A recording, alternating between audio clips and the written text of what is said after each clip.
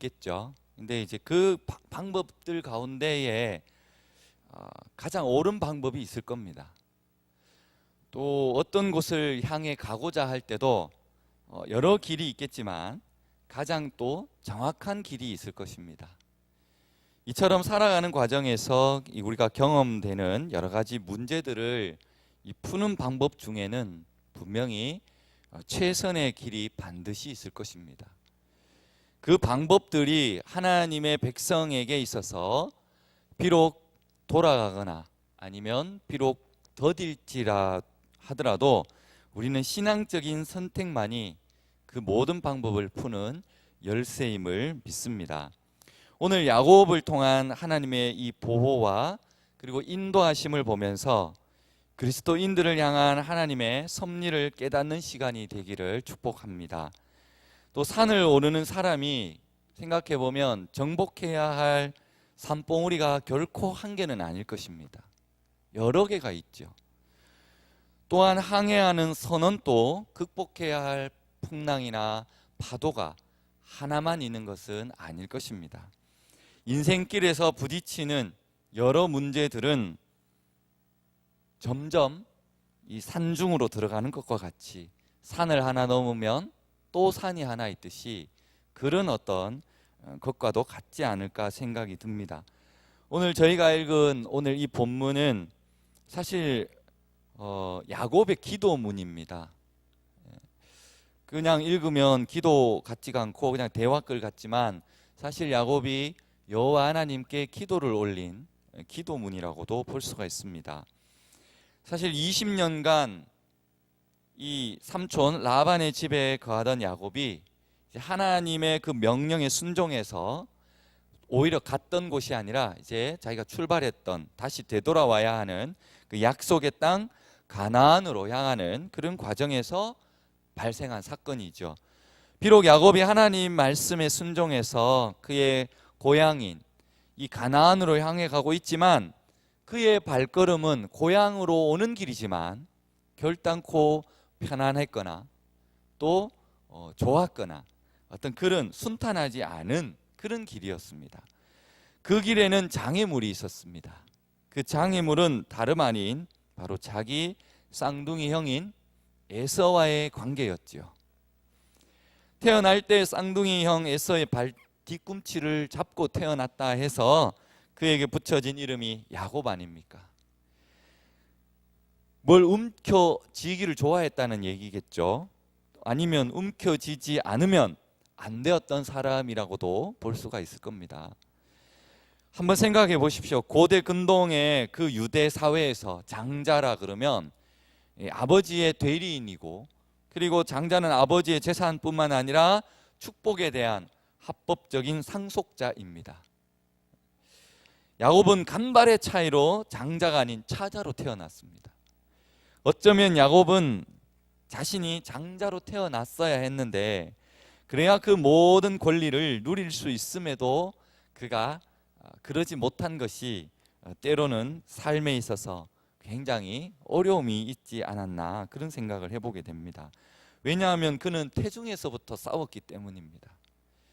하지만 그는 장자가 아닌 차자였고 그리고 장자가 누릴 수 있는 권한과 축복은 그에게는 없었습니다.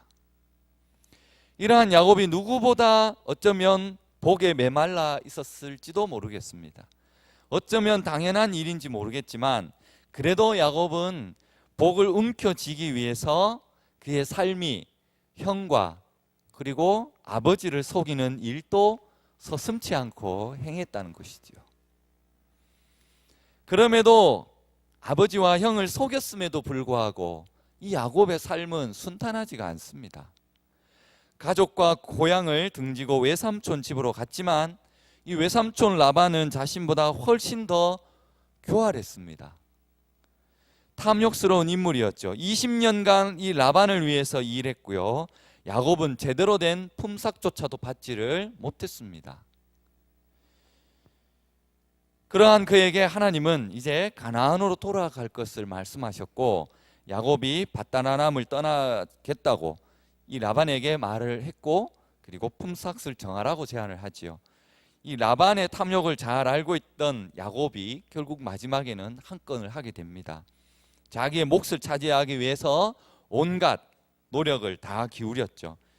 20년간 밤낮 없이 일하면서 사실 정당한 대우를 못 받았다고 생각해 보십시오.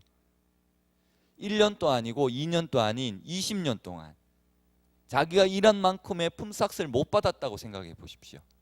얼마나 그 마음에 엉어리가 져 있고 상처가 있고 또한 마음이 그렇게 힘들지 않겠습니까? 그리고 결국은 이런 야곱의 악착 같은 모습이 우리가 살아가는 모습과도 어떻게 보면 다르지 않는 것 같기도 합니다.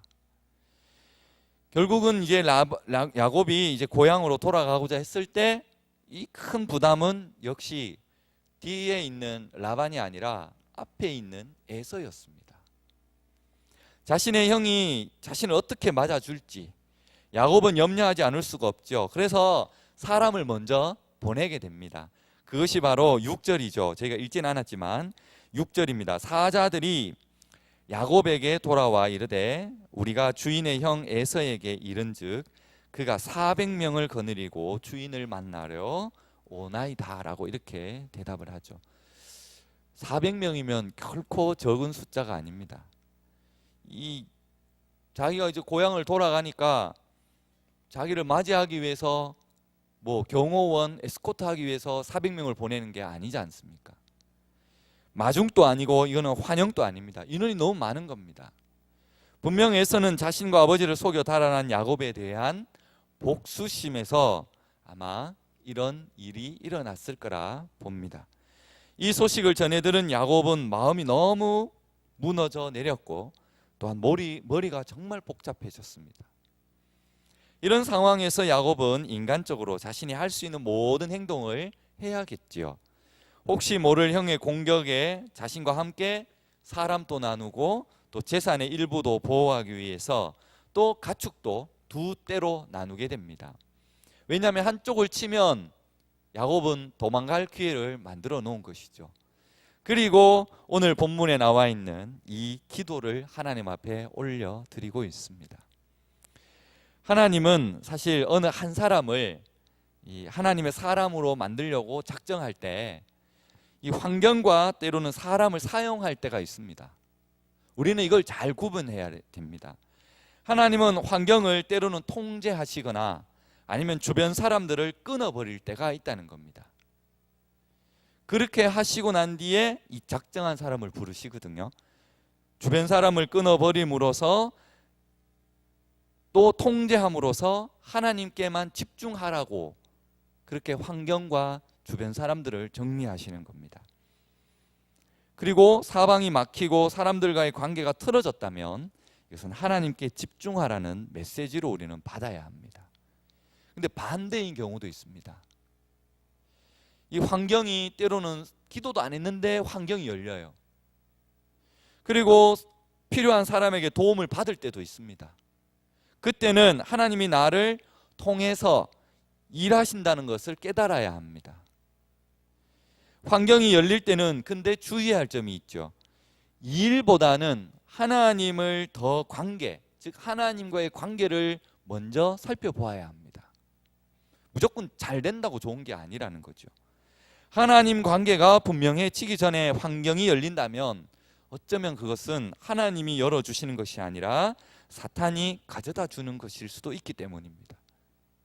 사탄도 역시 저를 또는 여러분들을 통해서 역사할 수 있기 때문입니다. 지금 야곱이 그렇습니다. 호의적인 환경인지 아니면 적대적인 환경인지 야곱은 판단하기가 어려웠을 겁니다. 그래서 7절에 이렇게 기록하죠. 야곱이 심히 두렵고 답답하였다라고 말합니다. 답답하다는 말, 이 히브리 원어를 찾아보면 마음이 막 쥐어든다, 아니면 막 마음이 오그라든다 이런 뜻이거든요.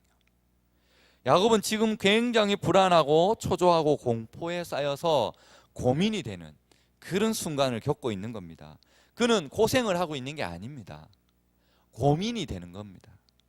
그리고 몸이 아픈 게 아닙니다. 마음이 아픈 거예요. 마음이 두렵고 답답하다면 이거는 100% 기도하라는 신호입니다. 그 문제가 풀리고 안 풀리고는 두 번째 문제예요. 우선 기도해야 하는 것이죠. 스스로 우리가 그 환경을 바꾸려고 막 애써서는 안 되는 것입니다. 환경이 막히고 마음이 답답하다면 그냥 기도가 답이라는 것입니다.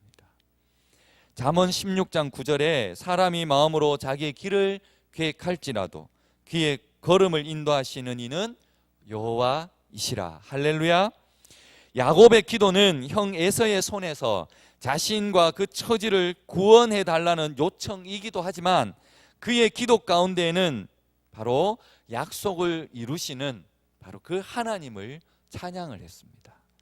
오늘 야곱의 기도에서 먼저 살펴볼 것은 그 대상이 바로 누구냐, 그 대상을 알고 있느냐가 먼저 첫 번째입니다. 9절 상반절입니다. 야곱이 또 이르되 내 조부 아브라함의 하나님, 내 아버지 이삭의 하나님 여호와라고 기도하죠. 야곱의 찬양과 기도는 하나님을 부르심으로부터 시작되었습니다. 자신이 찬양하고 기도해야 할 대상이 분명히 누구인지를 알고 있는 겁니다. 그런데 이 아브라함의 하나님 그리고 이삭의 하나님이 그냥 저절로 나온 게 아닙니다. 이게 이 호칭은 하나님이 이 앞장에 야곱에게 베델에서 스스로 소개하면서 하나님이 먼저 언급하신 말씀입니다. 그게 창세기 28장 13절에 있어요. 나는 여호와니 너의 조부 아브라함의 하나님이요 이삭의 하나님이라. 하나님은 이 가나안을 떠나는 이 야곱에게 이와 같이 말씀을 하신 거죠. 야곱은 지금 이 기도문에 20년 전으로 되돌아간 거예요. 20년 전에 베델에서 자신에게 나타났던 그 하나님께 찬양과 그리고 기도를 잊지 않고 드린 것입니다. 이것은 야곱에게 있어서 하나님이 나와 함께 하고 계셨다라는 것을 고백하고 있는 것입니다. 형의 칼을 피해서 도망가다가 베델에서 하나님을 만났지 않습니까? 하나님을 만난 그 기쁨과 약속으로 그는 외삼촌인 이 라반의 집에서 무려 20년 동안이나 종살이를 했습니다. 만약에 저와 여러분이 만약에 이 광야에서 하나님이 이 사닥다리를 막 오르락내리락 하면서 너를 책임져 주겠다 막 이렇게 하시면 역시 우리도 이런 확신을 가지고 평생을 살지 않겠습니까? 야곱은 외삼촌 댁에서 20년 동안 살면서 이 아내와 그리고 자녀들 그리고 부를 축정하였고 양털을 깎는 그 바쁜 시기에 외삼촌 몰래 도망을 나왔죠. 두려움을 가지고 도망쳐 나왔는데 하나님이 이 라반에게 찾아오셔서 야곱을 건들지 말라라고 말씀합니다. 이 라반은 이방인인데 어떻게 하나님이 나타나서 그에게 얘기를 할 수 있을까요? 창세기 31장입니다. 24절 밤에 하나님이 아람 사람 라반에게 현몽하여 이르시되 너는 삼가 야곱에게 선악간에 말하지 말라 하셨더라. 이런 하나님이 돌보고 그리고 보호하고 계심을 야곱이 깨달았다는 것입니다. 그런데 그 깨달음은 깨달음이었는데 이 한쪽 마음에는 두려움을 떨치지를 못했습니다. 왜 그렇습니까? 야곱의 문제는 앞에서 제가 말씀드렸지만 바로 형과의 관계 때문입니다. 형을 만나야 하지 않습니까? 그렇지 않고 어느 하늘에 있다 할지라도 그가 편히 두 다리를 뻗고 잠을 잘 수 있겠습니까? 아무리 많은 세월이 가도 그것은 소용이 없는 거죠. 형과 화평을 이루기 전에는 어떤 수를 써도 해결할 수는 없는 거예요. 좀 더 깊이 생각해 본다면 이는 화평의 문제이기 전에 바로 죄의 문제입니다. 화평하지 못한 책임이 나 자신의 죄가 있기 때문입니다. 아버지를 속이고 형을 속인 것이 바로 죄인 거지요. 다시 말씀드리면 하나님과의 관계에서 비롯된 문제, 현실의 문제도 또 상황의 문제도 아닙니다. 경제적인 문제도 아니고 정치적인 문제도 아닙니다. 오직 죄의 문제입니다. 죄인이 물질로 넉넉해질 수도 있겠죠. 그러나 큰 가정을 이룰 수도 있겠으나 그가 단잠을 잘 수는 없을 겁니다. 그에게 참 평안은 주어지지 않는다는 겁니다. 우리는 이 사실을 분명히 알아야 합니다. 고난의 문제는 실존의 문제이고 죄의 문제는 본질의 문제이기 때문에 어떤 것으로도 해결할 수가 없는 것입니다. 죄에 대한 고민은 하나님 앞에 회개하고 또 하나님께로 문제 해결을 얻는 길 말고는 해결할 방법이 없습니다. 그 밖에 어떠한 대체할 만한 우리에게 행위조차도 없다는 것입니다. 다른 길이 없음을 믿으시기 바랍니다. 우리가 이런 상황이나 또 환경 또는 두려움 이런 문제들을 보면서 그것을 문제로 보지 말고 또 문제를 해결하시고 또 문제를 통해서 성장시키시는 바로 하나님의 손길 그리고 하나님의 계획하심 하나님의 열심을 우리는 기억할 수 있는 저와 여러분이 되기를 축복합니다. 두 번째는 야곱이 기도한 대상이 하나님인데 그 하나님이 바로 약속을 이루시는 하나님이라는 겁니다. 다 그런 것은 아니지만 사실 기도 내용을 우리가 이렇게 들어보면 이 기도하시는 사람의 수준을 알 수가 있습니다. 그가 무엇을 붙잡고 있는지 그죠? 그 드러나는 경우가 있다는 겁니다. 근데 이 야곱의 기도는 하나님이 약속한 언약의 내용을 기억하고 있고 그것을 근거로 기도하고 있습니다. 그럼에도 하나님께 살려달라고 때로는 떼를 쓰는 부분도 있습니다. 혹여 아내와 자식들을 잃을까 봐 내 시 그렇게 막 강조를 하죠. 아내와 자식이 죽는다면 내 씨로 바다에 셀 수 없는 모래와 같이 많게 하리라. 이 약속이 이루어지지 않는 거 아니겠습니까? 그래서 하나님 앞에 하소연도 합니다. 아마도 야곱이 태어나 지금까지 이렇게 간절하게 기도해 본 적은 없었을 것입니다. 야곱이 에서의 낯을 피해서 베델로 그 도망갈 때도 이렇게 간절하게 기도는 하지 않았습니다. 베델에서 서원한 지 20년이 지났습니다. 그동안 하나님 앞에 무릎을 꿇는 신앙이 야곱이 자랐다는 것이죠. 그가 그냥 기도한 것이 아니라 20년 전에 그 언약을 야곱이 기억하고 있다는 그 자체로 우리는 야곱이 신앙이 자라고 있음을 우리는 알 수가 있는 겁니다. 하나님이 베푸신 은총에 감사하는 기도를 드리는 것을 우리는 볼 수가 있다는 것입니다. 꼭 무슨 모임에 가면 이런 질문들을 해요. 요즘 기도 제목이 무엇입니까? 라는 질문을 할 때가 있죠. 근데 갑자기 기도 제목이 나오겠습니까? 기도 생활을 안 하는데 말이죠. 어찌 기도 제목이 있겠습니까? 늘 마음에 품고 기도하는 제목이 있어야 대답을 할 수가 있겠죠. 순간순간 살아가면서도 우리와 늘 함께 하시는 하나님께 향하는 마음이 우리는 되어 있어야 한다는 것입니다. 성도 여러분, 기도에는 반드시 하나님께서 약속을 이루시는 응답이 있습니다. 하나님의 뜻이 아닌 것을 제외하고는 응답되지 않는 기도가 없다라는 말이 있습니다. 그 응답은 우리의 때가 아니라 바로 하나님의 때가 되면 반드시 우리의 기도는 응답됨을 믿으시기 바랍니다. 사실 우리는 기도의 필요성은 절감하죠.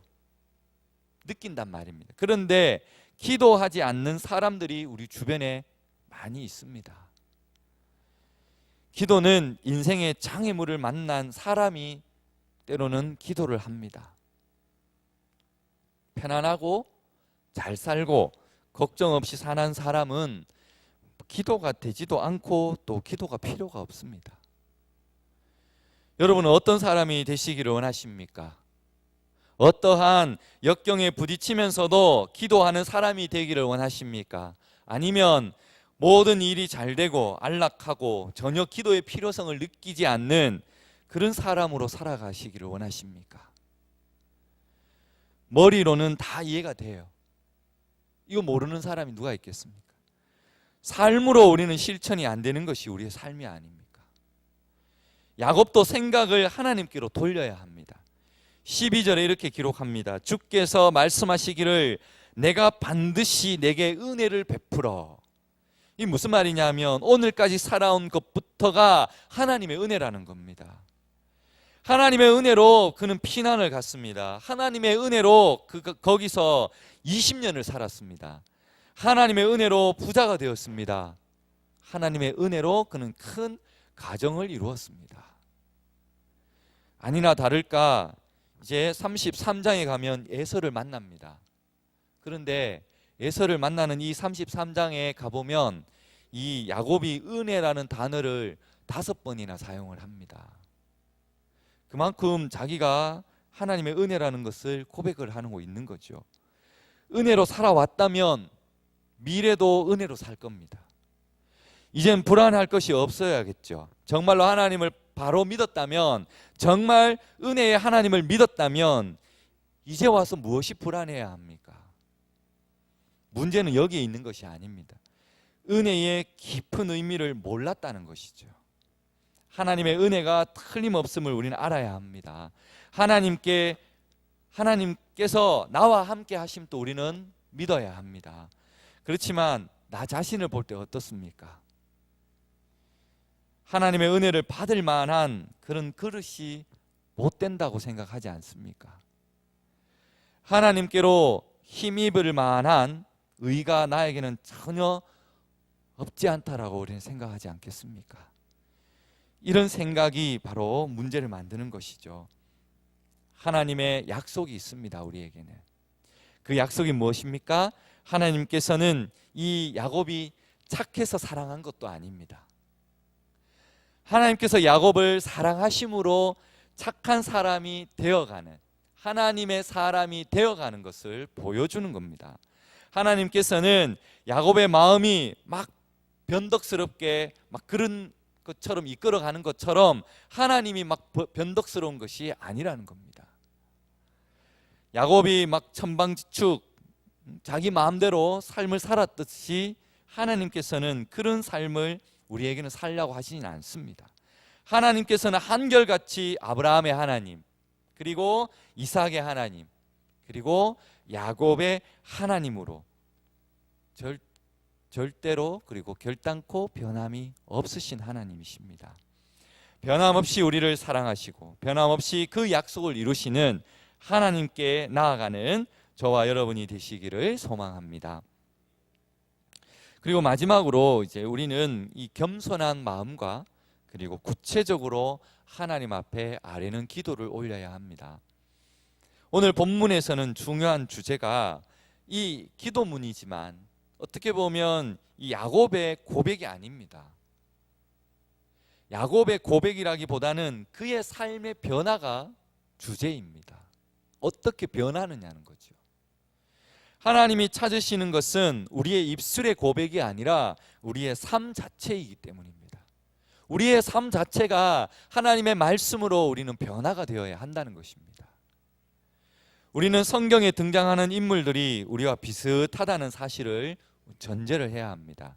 왜냐하면 만일 성경에 등장하는 인물이 우리와 본질적으로 다르다, 그러면 우리는 그들을 존경할 수는 있겠지만 본받을 만한 인물은 될 수가 없는 겁니다. 야고보서 5장 17절에 보면 엘리야는 우리와 성정이 같은 사람이로되 그가 비가 오지 않기를 간절히 기도한즉 3년 6개월 동안 땅에 비가 오지 아니하고 이렇게 말씀하시죠. 엘리야가 우리의 이 성정이 같은 사람이라고 말합니다. 의인의 기도가 역사하는 능력이 많다는 것을 우리에게 교훈해 주시고 있는 겁니다. 만약에 그게 아니고 엘리야가 본질적으로 우리와 다른, 우리가 흉내낼 수 없는 그런 특별한 면을 소유한 사람이라면 엘리야는 우리가 존경은 할 수 있지만 엘리야처럼 되는 것은 우리는 꿈을 꿀 수가 없는 겁니다.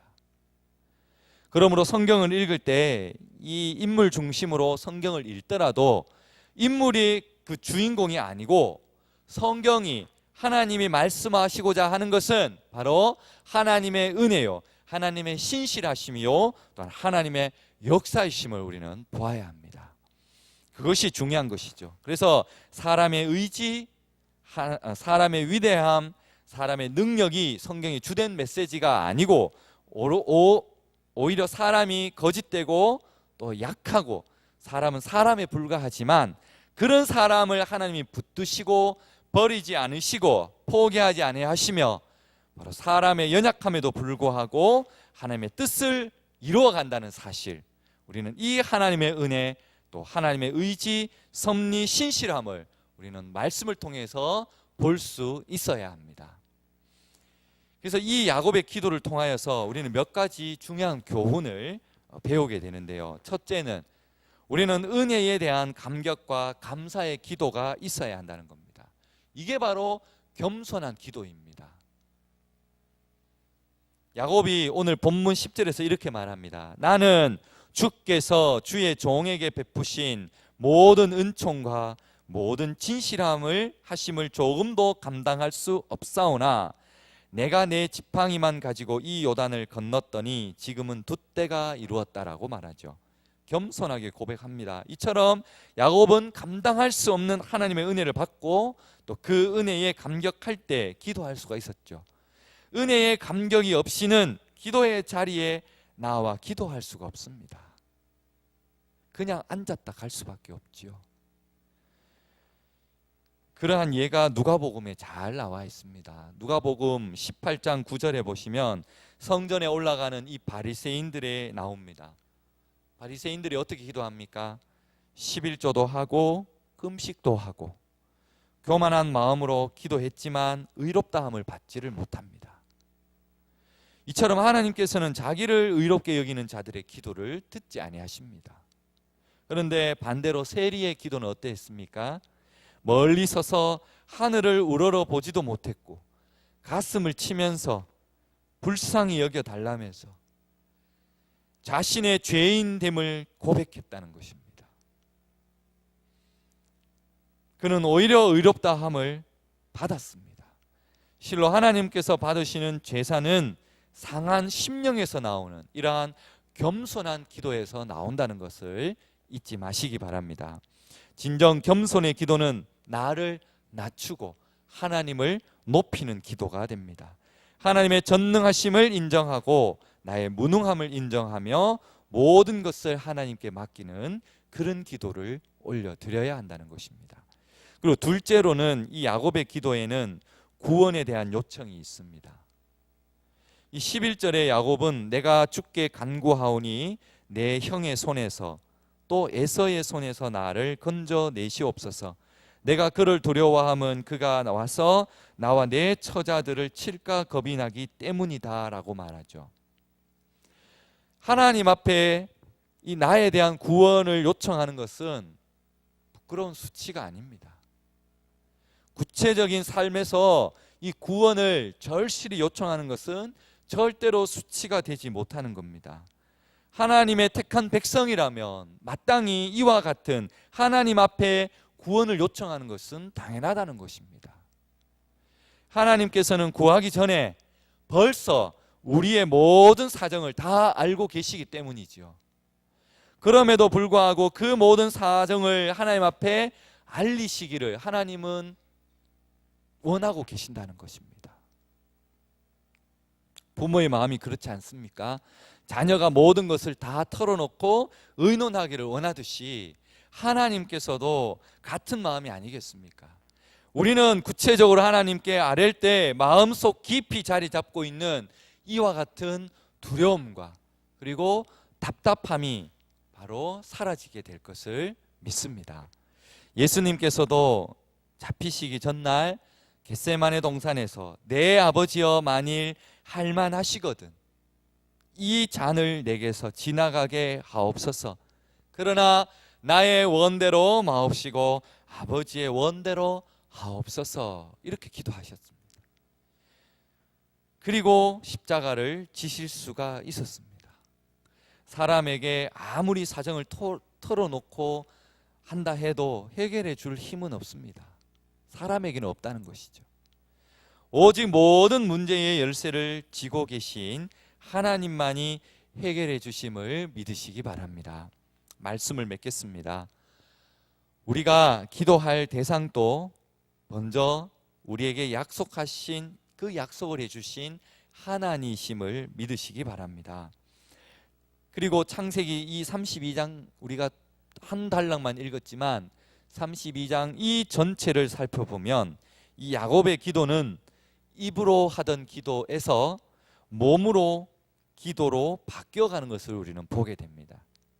다시 말해서 본문 11절에서 나를 형의 손에서 건져 달라라고 입으로 기도했던 야곱이 나중에 이 32장 뒷부분의 야복 강가에서는 하나님과 더불어 씨름하면서 밤새도록 온몸을 다해서 그렇게 기도의 자리에 나아감을 우리는 보게 됩니다. 주님과 더불어 몸부림치는 그런 기도의 사람으로 바뀌었다는 것입니다. 예수님께서도 겟세마네 동산에서 땀이 땅에 떨어져 핏방울처럼 보이기까지 하나님 앞에 자신의 모든 것을 드리며 기도했던 것처럼 기도는 말만 하는 것이 아니라 내 온 몸과 마음을 함께 드리는 것입니다. 성도 여러분, 혹시 마음에 두렵고 답답한 때를 당하고 계십니까? 지금까지도 함께 하신 하나님은 약속을 이루시는 분이심을 기억하고 그리고 겸손한 마음으로 모든 사정을 털어놓고 기도하시기를 소망합니다. 기도하겠습니다. 아버지 하나님,